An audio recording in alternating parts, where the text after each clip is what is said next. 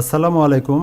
আমি আজকে Microsoft power point প্রোগ্রামের ইনসার্ট ট্যাবের বেশ কিছু অপশন নিয়ে কথা বলবো। আমরা ইতিপূর্বে হোম ট্যাব থেকে এইখানে যে বিষয়গুলো রয়েছে এগুলো দেখিয়েছি। এছাড়াও হোম ট্যাবে যে এই পাশে অপশনগুলো রয়েছে এগুলো যারা জানেন না বা বুঝেন না তারা মাইক্রোসফট ওয়ার্ড বা এক্সেলের আমার যে টিউটোরিয়ালগুলো আছে ওগুলো থেকে দেখে নেবেন, কারণ এই কাজগুলো একই ধরনের কাজ বা এই অপশনগুলো একই বিষয়। তো আমি কথা না বাড়িয়ে ইনসার্ট ট্যাবে চলে আসি। ইনসার্ট ট্যাবের যে বিষয়গুলো রয়েছে এখানে বেশ কিছু নতুন অপশন রয়েছে যেগুলো সম্পর্কে আমাদের জানা দরকার। তো আমরা এবার অপশনগুলো সম্পর্কে জেনে নিই। তো ইনসার্ট ট্যাবের প্রথমে আমরা দেখতে পাচ্ছি এখানে একটা অপশন রয়েছে যেটাকে আমরা বলছি যে নিউ স্লাইড। নিউ স্লাইড আমরা হোম ট্যাব থেকে এখানে যে নিউ স্লাইডের ব্যবহার দেখেছি, ইনসার্ট ট্যাবের এখানেও এই নিউ স্লাইডের কাজ একই।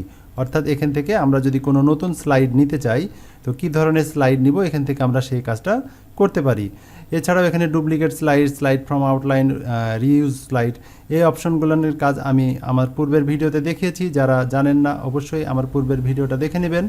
এরপরে যে অপশনটি রয়েছে এটা হলো টেবিল। আমরা ইতিপূর্বে মাইক্রোসফট ওয়ার্ড থেকে টেবিল নেওয়া বা টেবিলের বিষয়গুলো সম্পর্কে জানি। আমাদের পাওয়ার পয়েন্ট প্রোগ্রামেও যদি টেবিলের ব্যবহার দরকার হয় বা টেবিল নেওয়ার প্রয়োজন পড়ে, আমি এখানে একটা নতুন ফাঁকা একটা স্লাইড নিচ্ছি।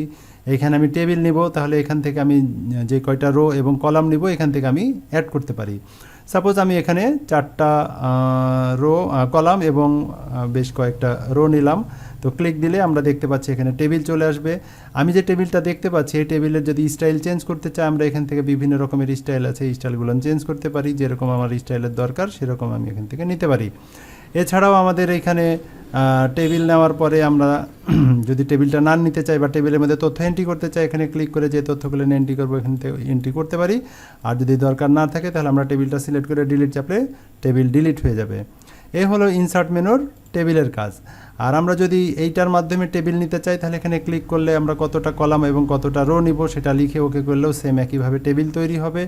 এছাড়াও টেবিল আঁকানো যাবে বা মাইক্রোসফট এক্সেলের মাধ্যমে যদি আমরা টেবিল অ্যাড করতে চাই এখানে ক্লিক করলে মাইক্রোসফট এক্সেল প্রোগ্রামটা এখানে ইনক্লুড হবে এবং মাইক্রোসফট এক্সেল প্রোগ্রামের যে শিট আছে সেই শিট অনুযায়ী আমরা টেবিলের কী কী উপাদান কীভাবে কী নিতে চাই প্রয়োজনে এটাকে বড় ছোট করতে পারি।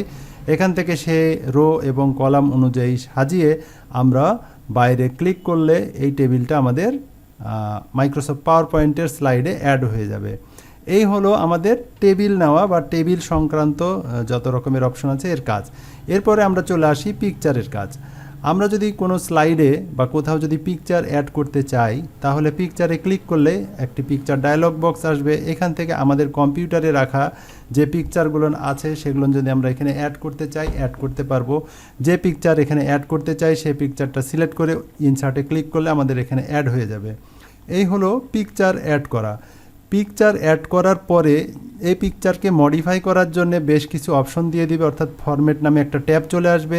এই ফরম্যাট ট্যাবের ব্যবহার আমার মাইক্রোসফট ওয়ার্ড বা বিভিন্ন প্রোগ্রামে দেওয়া আছে, এগুলো নিয়ে ভিডিও দেখে নেবেন যে কিভাবে এই পিকচারকে মডিফাই করতে হয় সে বিষয়গুলো ওখানে উল্লেখ করা আছে। তা আমি পিকচার এখন আপাতত নিব না, আমি এটাকে ডিলিট করে দিলাম, আমার ফরম্যাট ট্যাবও চলে গেছে। এরপরে আমি চলে আসি ইনসার্ট ট্যাবের পিকচার নেওয়া হয়ে গেল। এখন এখানে আরেকটা অপশন রয়েছে অনলাইন পিকচার, অর্থাৎ আমি এমন ধরনের কোনো পিকচার নিতে চাই যেটা ইন্টারনেট থেকে নিব, যেটা আমার কম্পিউটারে নাই। এই সমস্ত কাজ করার জন্য অবশ্যই আপনার কম্পিউটারে ইন্টারনেট কানেকশন থাকতে হবে। এখন আমরা যদি অনলাইন পিকচারে ক্লিক করি তাহলে আমার এখানে একটা ব্রাউজার চালু হবে এবং আমাকে জিজ্ঞাসা করা হবে আমি কোথায় থেকে বা কিভাবে পিকচারটা নিতে চাই। তাহলে আমাদের এখানে দুইটা অপশন রয়েছে, আমি ওয়ান ড্রাইভ থেকে আমার পার্সোনাল কম্পিউটার থেকে আমি নিতে পারি, অথবা আমি বিং ইউজার ব্রাউজার অর্থাৎ মাইক্রোসফটের যে বিং সার্চ ইঞ্জিন রয়েছে তার মাধ্যমে আমি নিতে পারি। তো বিং সার্চ ইঞ্জিনের মাধ্যমে নিতে চাইলে আমাকে এখানে লিখতে হবে আমি কি ধরনের ছবি চাই। সাপোজ আমি একটা গোলাপ ফুলের ছবি চাই, তাহলে আমি এখানে আরও এসি রোজ লিখলাম। এখন ইন্টার প্রেস করব, তাহলে এই রোজ সংক্রান্ত অর্থাৎ গোলাপ সংক্রান্ত যত ধরনের ছবি আছে সেটা আমার এখানে চলে আসবে। আমরা দেখতে পাচ্ছি অনেক ধরনের গোলাপ ফুলের ছবি চলে আসছে। এখন যে ফুলটা আমার পছন্দ বা যেটা আমি নিতে চাই সেটা সিলেক্ট করে দিব। সেটা সিলেক্ট করে এখানে ইনসার্ট করব। আমি এটা নিতে চাচ্ছি, এটাকে সিলেক্ট করলাম, এখন ইনসার্টে ক্লিক করলাম। এখন কিছুক্ষণ ওয়েট করলে দেখতে পাবো এই ছবিটা আমাদের পেজে ইনসার্ট হয়ে গেছে। এইভাবে আমি অনলাইনের মাধ্যমেও ছবি নিতে পারি অথবা আমার কম্পিউটার থেকেও ছবি নিতে পারি। যে ছবি বা যেখান থেকে নিই না কেন আমরা এই অপশানগুলোর মাধ্যমে এটাকে আবার মডিফাই করতে পারি।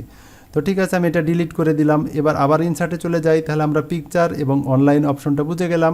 এরপরে আমি যে অপশনটা দেখাবো এটাকে বলা হচ্ছে স্ক্রিনশট, অর্থাৎ আমরা আমাদের কম্পিউটারের বিভিন্ন প্রোগ্রাম যদি ওপেন করে রাখি, অর্থাৎ আমি এখন মাইক্রোসফট পাওয়ার পয়েন্ট প্রোগ্রামটা ওপেন করে রেখেছি, ঠিক একইভাবে আমি মাইক্রোসফট ওয়ার্ড প্রোগ্রামটাও ওপেন করলাম, ঠিক একইভাবে আমি এখান থেকে এক্সেল প্রোগ্রামটাও ওপেন করলাম,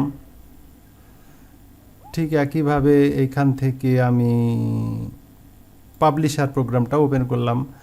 আমি বিভিন্ন প্রোগ্রাম ওপেন করে রেখেছি, আমার ওয়ার্ড আছে, এক্সেল আছে, পাবলিশার আছে। তো এখন আমি যদি স্ক্রিনশট অপশনে যাই, এখানে ক্লিক করলে আমি দেখতে পাবো যে আমি যে প্রোগ্রামগুলো ওপেন করেছি তার একটা স্ক্রিন এখানে চলে আসছে। অর্থাৎ যে প্রোগ্রামগুলো আপনার কম্পিউটারে ওপেন করা থাকবে সেই কম্পিউটারের উইন্ডোগুলো আমরা এখানে দেখতে পাবো বা দেখা যাবে। তো মাইক্রোসফট পাওয়ার পয়েন্ট প্রোগ্রামে আমরা যদি এই উইন্ডোগুলোর ভিতর থেকে কোনো উইন্ডো এখানে নিয়ে আসতে চাই তাহলে নিয়ে আসতে পারবো, এটা জাস্ট ছবি আকারে আসবে। তো আমি সাপোজ পাবলিশার এই প্রোগ্রামের স্ক্রিনটা এখানে নিয়ে আসতে চাচ্ছি, এখানে জাস্ট ক্লিক দিলাম, আমি দেখতে পাচ্ছি পাবলিশার প্রোগ্রামের উইন্ডোটা এখানে চলে আসছে। এখন আমি যে কাজের জন্য বা যে কাজে আমি নিয়ে আসছি সেটার জন্য বড় ছোট করে আমি এটাকে ব্যবহার করতে পারবো। এভাবে আমি ইনসার্ট অপশন থেকে স্ক্রিন শুট অপশন থেকে আমি যে স্ক্রিনটা এখানে নিয়ে আসতে চাই সেটা এখানে নিয়ে আসতে পারি। এই হলো আমাদের স্ক্রিনের কাজ। আর আমি যদি মনে করি যে না আমি ওখান থেকে নিব না, আমি আমার মতো করে নিব, তাহলে স্ক্রিন ক্লিপিং এখানে ক্লিক দিলেই একটি অপশন আসবে। এখন আমি এখান থেকে এমন হতে পারে যে এতটুকু নিব, তাহলে অতটুকু অংশ এখানে চলে আসছে। এভাবেও নিতে পারি, ওইভাবেও নিতে পারি, অথবা আমি ডেস্কটপ স্ক্রিনটাকে নিব, তাহলে আমরা এখান থেকে আমাদের এই প্রোগ্রামগুলো ওপেন হয়ে আছে এগুলোকে মিনিমাইজ করে দিই। এগুলো যদি মিনিমাইজ করে দিই তাহলে আমি দেখতে পাবো পাওয়ার পয়েন্ট প্রোগ্রাম যখন ওপেন করব তখন কিন্তু এইখানে আমাদের শো করবে না, যেগুলো মিনিমাইজ হয়ে থাকবে ওগুলো কিন্তু শো করবে না। তো এই ক্ষেত্রে আমি স্ক্রিন ক্লিপিং অপশানে ক্লিক দিলে এইখানে আমাদের ডেস্কটপ চলে আসছে। এখন আমি যদি পুরো ডেস্কটপ নিতে চাই বা যতটুকু অংশ নিতে চাই ততটুকু অংশ সিলেক্ট করার পরে ছেড়ে দিলেই আমরা দেখব সেই স্ক্রিনটা আমাদের পাওয়ার পয়েন্ট প্রোগ্রামে অ্যাড হয়ে গেছে। এই হলো মূলত আমার ইনসার্টের স্ক্রিনশট অপশনের কাজ। এরপর আমরা চলে আসি ফটো অ্যালবাম। ফটো অ্যালবাম অপশনের কাজ হলো, ধরুন আপনার কম্পিউটারে অনেকগুলো ছবি রয়েছে এবং সেই ছবিগুলো দিয়ে আপনি একটি অ্যালবাম তৈরি করতে চাচ্ছেন বা স্লাইড তৈরি করতে চাচ্ছেন। এই কাজটা করার জন্য আপনি যেখান থেকে কাজটা করতে চাচ্ছেন সেই জায়গাতে সেই স্লাইডটা সিলেক্ট রেখে আপনি যদি ফটো অ্যালবামে যান, যে অ্যাড নিউ ফটো অ্যালবাম এইটাতে ক্লিক করেন তাহলে একটি ডায়লগ বক্স আসবে। এখন এখান থেকে আপনি যে ছবিগুলো দিয়ে একটা ফটো অ্যালবাম তৈরি করতে চাচ্ছেন সেই ছবিগুলো কোথায় আছে এখানে ক্লিক করে এটা অ্যাড করতে হবে। তা আমি এখানে ক্লিক দিলাম, তাহলে আমার কাছে চাচ্ছে যে আপনি আমার ছবিগুলো কোথায় আছে। তা আমি আমার কম্পিউটারের এখানে ছবিগুলো রেখেছি, আমি এই ছবিগুলো দিয়ে একটি ফটো অ্যালবাম তৈরি করতে চাচ্ছি। তা আমি যে ছবিগুলো দিয়ে ফটো অ্যালবাম তৈরি করতে চাই সেই ছবিগুলো সিলেক্ট করে দিলাম, এবার ইনসার্টে ক্লিক করছি। এখন দেখা যাচ্ছে যে আমাদের এই ডায়লগ বক্সে এখানে ছবিগুলো অ্যাড হয়ে গেছে। আমি যে 10টা ছবি দিয়েছি সেই 10টা ছবি এখানে অ্যাড হয়ে গেছে।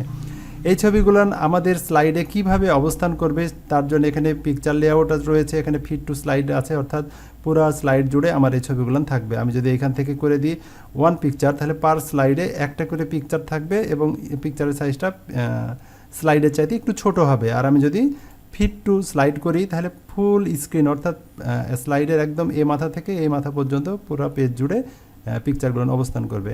আমি এখানে একটা স্লাইডে 2টাও নিতে পারি, 4টাও নিতে পারি, এরকম বিভিন্ন অপশন রয়েছে, যেভাবে নিতে চাই সেভাবে নিতে পারি।